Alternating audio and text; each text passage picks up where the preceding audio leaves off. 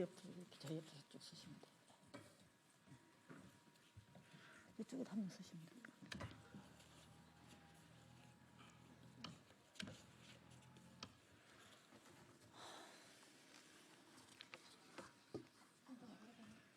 이제 같이 이렇게 쓰시면 될 것 같아요.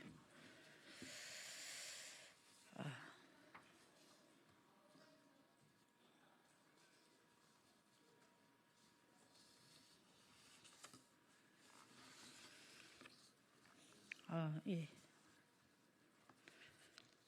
예, 거제 교제 폭력 사망 사건 관련해서 책임 가해자의 엄벌 처벌 기자회견을 시작하도록 하겠습니다. 말이 잘 안 나오네. 예, 저는 진보당 비정규직 노동자 정혜경입니다. 먼저 이 기자회견 참석하신 분들 소개해 드리도록 하겠습니다.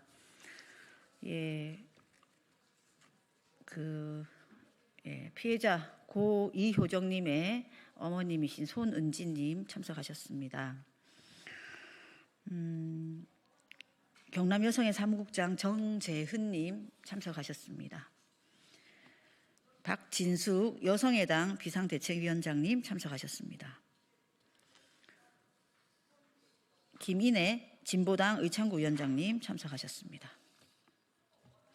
기자회견은 제가 먼저 취지 발언하고요.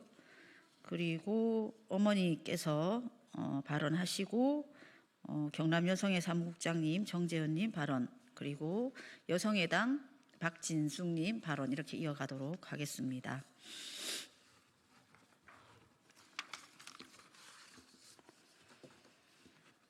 참으로 안타까운 기자회견을 하게 되었습니다. 지난 2024년 4월 고 이효정님은 가해자에게 얼굴, 머리, 목, 눈에 집중 폭행을 당해서 결국 숨지고 말았습니다. 19살이었습니다. 폭행을 당하고 나서 떨리는 목소리로 어머니에게 전화를 했고 그제서야 부모님은 이 사실을 알게 되었습니다. 효정 씨가 당한 폭행은 처음이 아니었습니다. 경찰이 11번이나 출동했을 만큼 집요하게 반복된 폭행이었습니다. 그러나 경찰은 우리 사회는 피해자를 지켜주지 못했습니다. 재판이 시작되었고 1심에서 검찰은 20년을 구형했고 재판부는 12년을 선고했습니다. 그리고 이제 2심 공판이 진행되고 있습니다. 2심에서 1심보다도 낮은 형량이 선고될 것 같아 가족들이 걱정해야 하는 현실입니다. 유가족의 염원은 분명합니다. 가해자를 엄벌에 처해달라는 것입니다. 딸을 죽인 가해자, 범죄자, 살인자를 재판정에서 지켜봐야 하는 부모님의 마음이 어떨지 가기 힘듭니다. 한국 사회 교제 폭력 사건은 계속 늘어나고 있습니다. 경찰청에서 발표한 통계에 따르면 형사 입건된 사건이 2023년 1만 4천여 건입니다. 접수된 신고 건수는 23년에만 해도 7만 7,150건입니다. 아직도 한국 사회에서는 교제 폭력을 사적인 일로 치부합니다. 경찰 신고도 쉽지 않지만 신고된 사건마저도 절반 이상이 그저 현장 종결로 끝나고 있습니다. 이 사건의 가해자 처벌이 중요한 이유입니다. 교제 폭력이 매우 심각한 범죄이며 무엇보다도 가해자는 엄벌에 처해진다는 것을 보여주어야 합니다. 오늘 고 이효정님의 어머니께서 거제에서 여기 국회까지 와주셨습니다. 피해자의 이름과 얼굴과 다친 모습까지 공개하셔야 했던 부모님의 마음을 우리 기자님들께서 헤아려 주시고 이 사건이 널리 알려질 수 있도록 협조해 주시면 감사하겠습니다. 먼저 우리 손은진 고 이효정님의 어머니 말씀을 듣도록 하겠습니다. 발언은 연달아 같이 하도록 하겠습니다.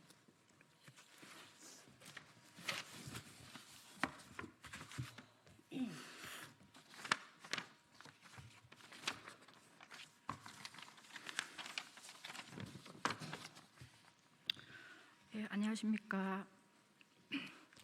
안녕하십니까 국민 여러분. 지난해에 제가 여기에 서서 이런 말을 했어요. 제가 거제에서 새벽에 일어나서 새벽 4시에 차를 타고 여기에 와야 되는 이유가 과연 뭘까? 왜 내가 와야 되나? 왜 나여만 해야 되나? 왜 우리 효정이여만 해야 되나? 오만 생각을 많이 했습니다. 그리고 2번 다시는 이 자리에 제가 안 설 줄 알았습니다. 솔직히 말해서. 제가 그렇게까지 하면 나라에서 법이 만들어질 줄 알았어요. 그런데 그렇지 않더라고요. 그때뿐이더라고요. 그냥 이 순간뿐이고. 그래서 지금 제가 다시 또 이 자리에 서게 된 것이고. 그렇습니다. 그래서 제 마음이 너무 참담하고 안타깝습니다. 저는 거제에서 교제폭력으로 살해당한 이호정 양의 엄마입니다. 현재 2심 재판 중이며 가해자가 보장받는 발언의 10분의 1조차 보장받지 못하는 현실이 정말 분노스러워 국민 여러분께 호소하고자 거제도에서 국회까지 새벽에 4시에 일어나서 왔습니다. 먼저 1심에서 가해자는 진지한 반성의 모습이 보인다고 감명을 받았습니다. 가해자는 딸아이가 죽은 이후에도 지금까지 1년이 다 된 기간 동안 단 한 번도 저와 제 아이 아빠에게 잘못을 빈 적이 없습니다. 오직 판사에게만 반성문을 제출했습니다. 4번 제출했습니다. 이게 가해자가 재판부에 제출한 반성문과 가해자가 직접 쓴 글입니다. 아마 보실 겁니다. 그리고 내용도 저희에게 반성을 한 것이 아니라 자기 가족에게 미안하다고, 피해를 끼쳐 미안하다고, 마음이 찢어질 듯 괴롭다는 내용입니다. 그게 반성문 내용입니다. 이게 어떻게 반성문입니까? 자기 신세 한탄 아닙니까? 딸아이를 잃은 심정으로서 가해자의 태도에 저는 솔직히 치가 떨립니다. 더 참담하고 이해가 안 되는 것은 1심에서 판사님은 이런 반성문을 읽고 가해자가 진정한 반성의 모습이 보였다고 감형을 해주었다는 것입니다. 피해자와 유가족을 2번 죽이는 반성문 감형 제도는 없어져야 한다고 봅니다.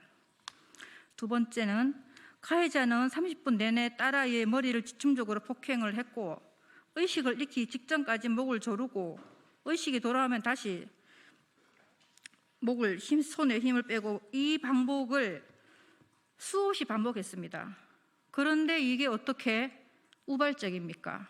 이거는 우발적이 아닙니다. 저는 그게 좀 이해가 많이 안 갑니다.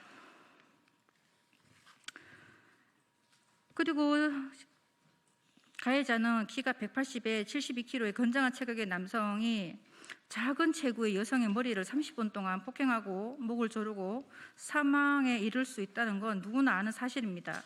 그런데도 검찰과 재판부는 가해자의 혐의가 살인죄가 아닌 상해치사죄라고 합니다. 검사는 대검찰청과 정식적으로 협의했다며 공소장 변경을 해줄 수 없다고 합니다. 본인들끼리 정해놓은 일에 저희 유가족은 손 놓고 있어야만 됩니까? 효정이는 저희 딸입니다. 30분 동안 생명과 직결되는 사람 머리를 폭행하고 목을 5번 이상 조르는 행위가 어떻게 살인이 아닙니까? 법원 및 각급 지방 법원 내는 피해자가 폭행 행위로 인해 현장에서 바로 즉사하지 않고 폭행 시점과 사망 시점 사이 다소 간격이 존재한다고 하더라도 가해자가 폭행한 부위가 두부, 안면 등 생명과 직결되는 부위로서 폭행 횟수, 강도와 가해자와 피해자 사이 체격 차이, 피해자가 저항하기 어려운 상태에 있었는지 여부 등을 종합적으로 고려할 때 미필적으로나마 사망 결과에 대한 인식, 예견 가능성이 있었던 경우 살인죄의 고의를 인정한다고 하고 있습니다. 2004년 대전고등법원에서 사람의 머리는 무거운 물체에 강하게 얻어맞으면 뇌손상으로 생명을 잃을 수 있다는 매우 위험한 부위이고 적어도 자신의 행위로 인하여 피해자가 사망할 가능성 또는 위험성이 있음을 인식하거나 예견하였다고 보아야 한다며 살인죄를 인정한 적도 있습니다. 명백한 살인인데 왜 검사들끼리 살인이 아니라면 입을 맞추고 유가족을 배제시킵니까? 저는 제3자가 아닙니다. 사건 당사자입니다. 항소심이 진행되고 있으나 저희는 피해자로서 아무런 권리도 보장받지 못한 채 재판이 진행되고 있습니다. 가해자와 달리 재판에서 효정이를 잃은 저희는 당사자가 아닌 제3자에 불과합니다. 아이 아빠가 양형정인으로 직접 법원에서 범죄 피해로 인한 고통을 진술하고 싶다는 의견서를 재판부에 제출하였으나 가해자에게는 여러 차례 말할 기회를 주었던 재판부는 저희에게는 탄원서로 대신하라며 피해자 부모의 발언 기회를 박탈했습니다. 저희 딸아이가 죽고 아이 아빠와 저는 지옥 속에서 살고 있습니다. 피고인만큼은 아니더라도 단 5분이라도 저희 이야기를 들어주셨으면 했는데 피해자와 유가족이 당사자가 아니라면 대체 누가 당사자란 말입니까? 협의하면 끝입니까? 대검찰청에 묻습니다. 유족의 억울함을 제발 들어주시고 피고에게 재질에 맞는 처벌을 내려주시기를 간곡히 바랍니다. 교제폭력에 대한 관심이 탄핵으로 옮겨지면서 우리 효정이와 제2, 제3의 효정이들이 억울한 죽음을 면하지 못하고 있습니다. 저희가 올렸던 교제폭력처벌법 입법청원은 아직 1년 가까이 법사위에 계류 중입니다. 사람 위에 사람 없고 사람 밑에 사람 없습니다. 부디 민생을 살펴 교제폭력 피해자와 유가족을 2번 죽이는 미루기를 멈추시고 제발 공소장 변경을 요청하는 바입니다.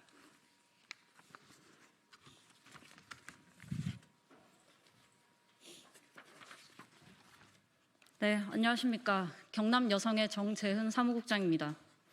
저희 단체는 사건 초창기부터 유가족 분들을 지원해 왔습니다. 그런데 1심에서 살인죄로 기소가 안 돼서 많이 못 때린다고, 많이 처벌을 못 한다고 판결문에 나왔습니다. 그럼 2심에서는 당연히 공소장 변경해 주셔야 되는 거 아닙니까?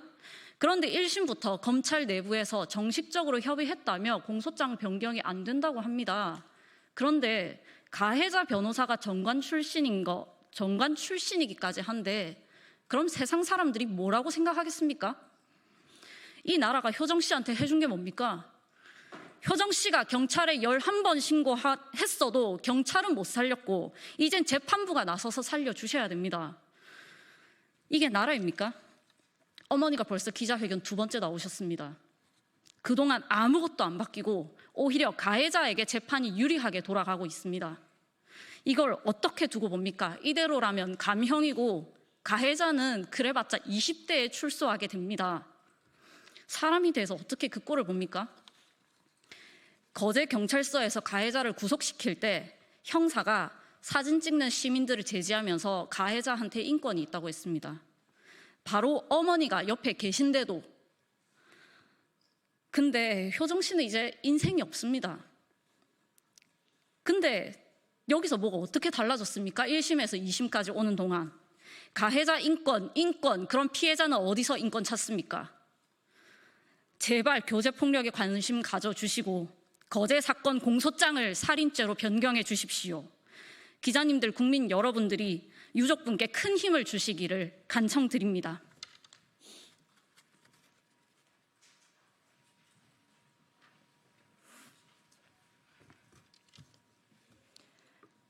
안녕하십니까. 여성의당 비상대책위원장 박진숙입니다. 죽음은 누구에게나 공평하다고 합니다. 그러나 고 이효정님의 죽음은 그렇지 않았습니다. 효정 씨는 살고 싶었습니다. 극심한 교제폭력에서 벗어나기 위해 가해자를 무려 11번이나 경찰에 신고했습니다. 그러나 수사기관은 가해자의 앞날을 걱정하며 사건을 쌍방폭행으로 축소했습니다. 결국 공권력의 방치로 효정 씨는 목숨을 잃었으나 사망 원인을 밝히는 것 역시 온전히 유족의 몫이 되었습니다. 국가수 부검 결과 사망의 원인이 머리 폭행이었음이 입증되었으나 가해자는 결국 살인이 아닌 상해치사로, 폭행치사로 기소됐습니다.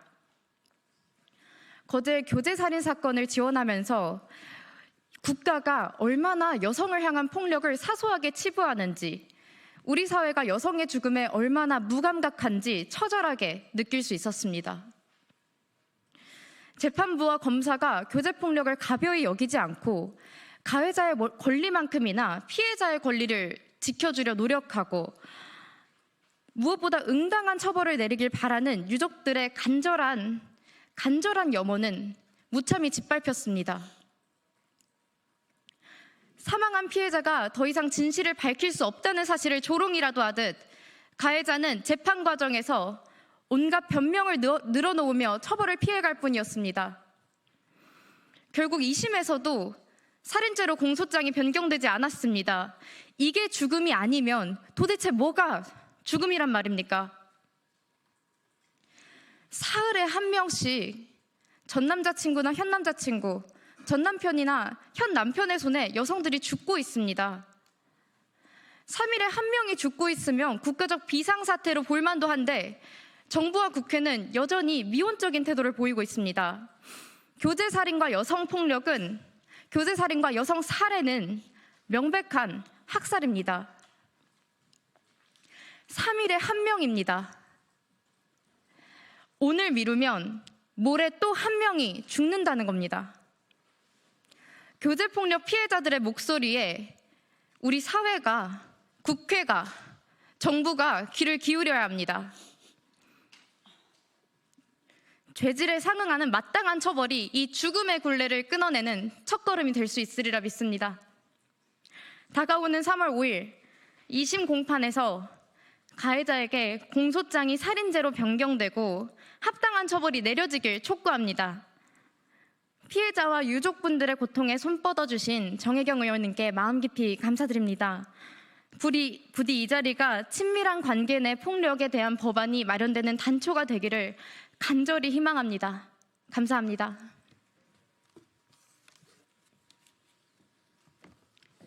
예, 폭력은 우리 사회 어디에서도 허용되어서는 안 됩니다. 고 이효정님과 같이 교제 폭력으로 고통당하고 있을 많은 사람들이 있습니다. 얼마나 고통스러울까, 얼마나 공포스러울까를 상상을 해보시면 우리의 일이라고 생각이 듭니다. 우리 가족의 일, 우리 주변에 있는 지인들의 일이라고 생각을 하고요. 이효정님의 이 사건을 계기로 해서 우리 사회의 이 교제 폭력과 관련해서 엄단할 수 있도록 우리 기자님들의 관심 부탁드리겠습니다. 이상입니다.